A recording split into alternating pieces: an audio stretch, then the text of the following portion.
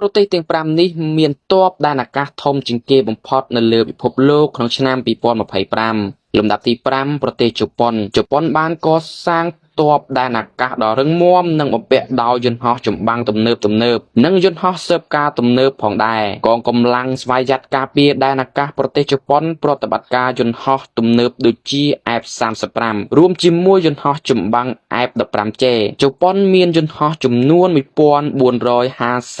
គ្រឿងផងដែរលំដាប់ទី4ប្រទេសឥណ្ឌាមានយោធាធំជាងគេបំផុតលំដាប់ទី4នៅលើពិភពលោកជាមួយនឹងយន្តហោះចំនួន2296គ្រឿងដែលជាទីតាំងមួយដែលអាចធ្វើឲ្យអ្នកសង្កេតការណ៍ជាច្រើនជាក់ផ្អើលដោយសារការលេចឡើងនាពេលថ្មីៗរបស់ប្រទេសជាមហាអំណាចយោធាមួយនេះលំដាប់ទី3ប្រទេសចិនកម្លាំងទ័ពដែនអាកាសរបស់ចិនរីកចម្រើនយ៉ាងឆាប់រហ័សនិងឆ្លងកាត់ការផ្លាស់ប្ដូរសំខាន់ក្នុងប៉ុន្មានឆ្នាំថ្មីនេះកងទ័ពអាកាសរបស់កងទ័ពរំដោះប្រជាជនចិនឥឡូវនេះមានយន្តហោះចម្បាំងទំនើបជាច្រើនរួមទាំងយន្តហោះបំបាំងកាយ J-20 ផងដែរដែលផលិតក្នុងស្រុកនិងជាយន្តហោះពហុមុខងារ J-16 ប្រទេសចិនមានយន្តហោះចំនួន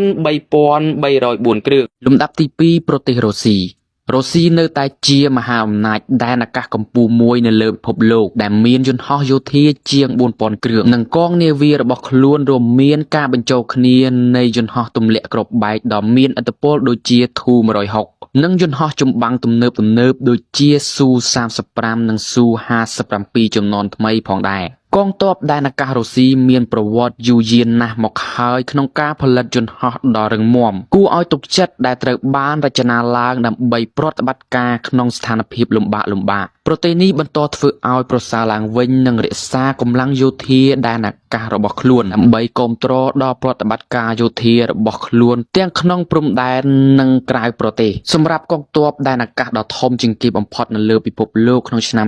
2025នេះគឺជាសហរដ្ឋអាមេរិកនៅតែបន្តដឹកនាំពិភពលោកនៅពេលនិយាយអំពីថាមពលអាកាសជាមួយនឹងយន្តហោះជាង14000គ្រឿងអាមេរិកមិនត្រឹមតែជាកងនាវាធំជាងគេប៉ុណ្ណោះទេថែមទាំងមានបច្ចេកវិទ្យាទំនើបបំផុតមួយចំនួននៅលើមេឃផងដែរចាប់ពីយន្តហោះចម្បាំងទំនើបដូចជា F-35 និង F-22 Raptor ដល់យន្តហោះទម្លាក់គ្រាប់បែកធំដូចជា B-2 Spirit សហរដ្ឋអាមេរិកគ្របដណ្ដប់គ្រប់តំបន់នៃសង្គ្រាមអា